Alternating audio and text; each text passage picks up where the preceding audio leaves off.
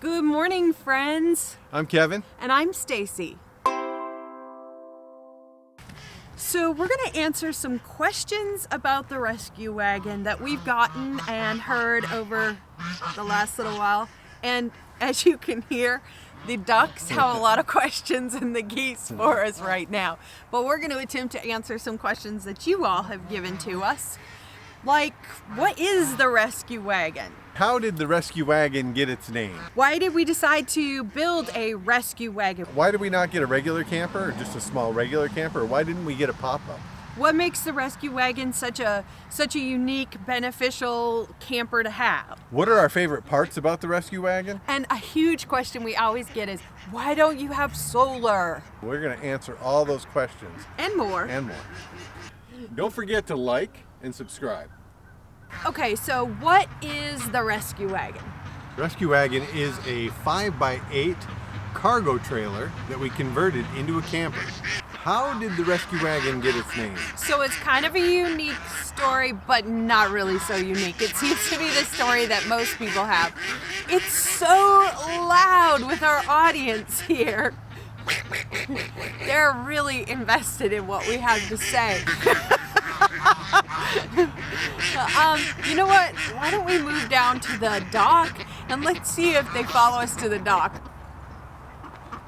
So let's try again. I think our friends are a little bit quieter now. So the reason that we decided to name it the rescue wagon was because it was during the pandemic, which was just a time when nothing seemed normal and we wanted some new adventures. We wanted something exciting to do. So we decided to do this cargo trailer conversion because friends of ours had that and they had gone to the Outer Banks and it was the only way we could go to the Outer Banks with our Jeep. They're coming again. They love, here they come. Anyway, so we decided to go ahead and do the build. And then we said, you know what? This is like rescuing us from all of this that has happened. And thus the rescue wagon was born. We chose to convert a cargo trailer, a 5x8 cargo trailer, first and foremost because it was super light. We needed something that we could pull with our Jeep. And when we did our research, most of the campers were well over 2,500 pounds. Is that about right? Or over 2,000. We really needed to be below 2,000 pounds. So we needed something that was light. So we had some friends that had converted a cargo trailer, a 5x8 cargo trailer, and they were able to pull it with their Jeep. So we thought, okay, well, let's go ahead and do that. So the weight was a huge thing for us. Also with a 5x8, instead of a 6x10, you have a lot less surface area. So even though the weight might be just a little bit more on a 6x10, you're not pulling as much air when you're pulling the camper. So the 5x8 was the perfect choice. In addition to that, it had to do also with, we wanted to choose something that is small enough that would give us some flexibility getting to places that we couldn't with our Class C. So we wanted to also be able to do some off-roading, some places. We wanted to be able to go on the beach. We wanted to be able to travel, to drive the camper out on the beach, and it gave us that versatility as well. And we needed something that could have good clearance and still be skinny enough to go down a trail and not get all scratched up. So again, the 5x8 with the straight axle was the perfect platform for us to use. So another question we get a lot is, why didn't we choose a pop-up?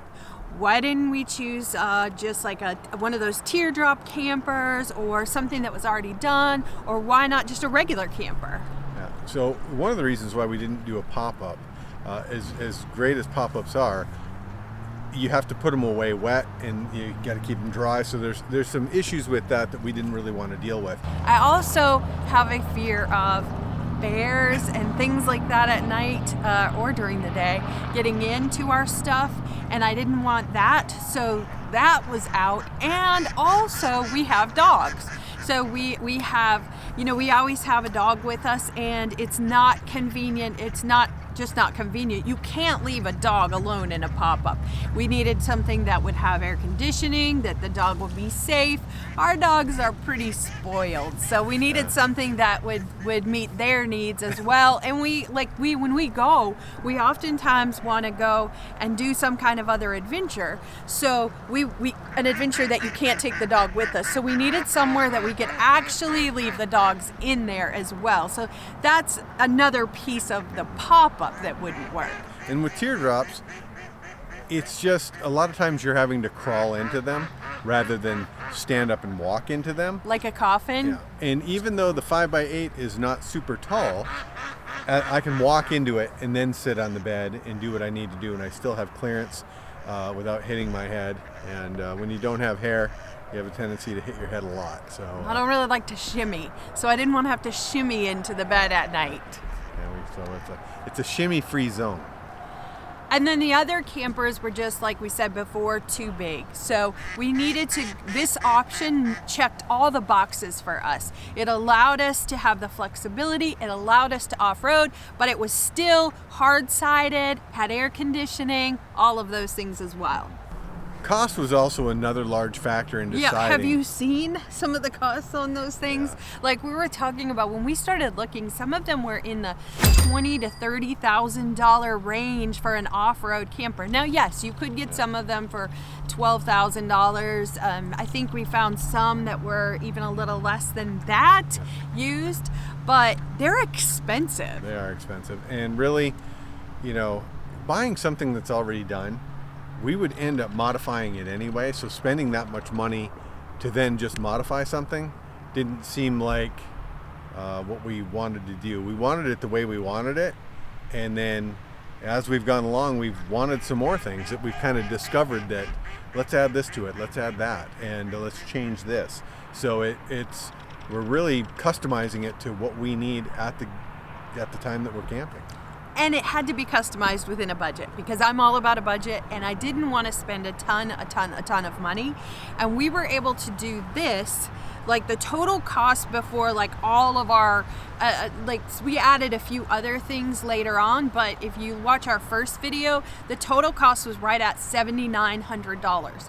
Brand new, with a huge air conditioner. We were able to stand up in it, hard-sided, had the portable toilet inside, so it checked all the boxes for us a lot, and it was a lot less than some of the other campers that we had looked at. So the big question we get all the time, and people always want to know, is why not solar? So there's a couple reasons why we didn't go with solar to begin with. One, with solar you have to have a bunch of batteries, and I was really trying to stay within a certain weight range, and adding a bunch of batteries was going to possibly, offset that. Number two, and somebody may say, well, you put a generator. The generator weighs 50 pounds, so that's probably 2 batteries worth of weight right there. The other reason is solar doesn't run our air conditioning, and because we live in the south, it's hot. And if we lived in the north, we probably wouldn't be so worried about having the air conditioner, but down here it's smoking hot, easily 100 degrees a lot of times. So we needed something that was going to actually run the air conditioning, and a generator seemed to be a much easier way to do that. If we added solar now, it would really just be for lights, possibly a refrigerator, but we're going to be running the generator anyway, so it was kind of like overkill at this point, and it would add more weight. But if we do another build, we're talking about possibly doing a van build, then we certainly will do solar for that. Yes, for sure. And because the solar stuff is very, very handy, but you also just have to have that backup for air conditioning. So if you think that we should do a van build, comment below and let us know that you think that's a good idea.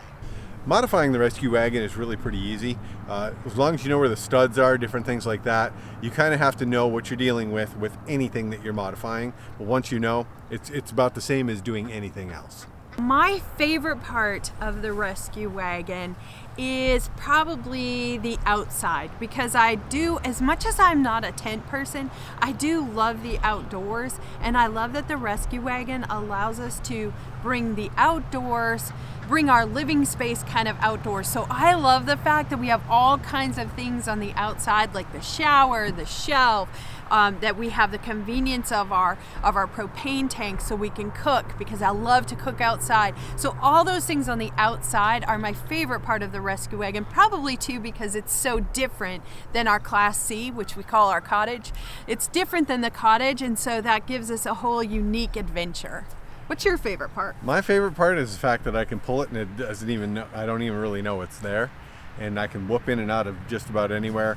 I'm so used to driving big campers, huge fifth wheel, triple axle, you know, all that kind of stuff, that being able to whoop in and out of places, I can actually go through the drive-through with it. So it's perfect. I think the only thing I would change about the rescue wagon, if I had an option, which I don't have the option, but would be to make it a 5x9. I'd like one additional foot in length. There is truly nothing I would do differently, because if we have wanted to change it, we've changed it. So I think that really it's just exactly the way that I would want to do it all over again. We've even talked about, should we do another one? Should we make one that is a 6x10 now that we have a little bit bigger Jeep? But I love the rescue wagon, so I think we're just gonna stick with the rescue wagon. So thank you for watching. We really do love the community that this creates, and we couldn't do it without you. So thanks for watching. And don't forget to check out other videos that go more in depth with the individual things that we've done. And please hit that like button, and don't forget to subscribe. And also, as always, be free.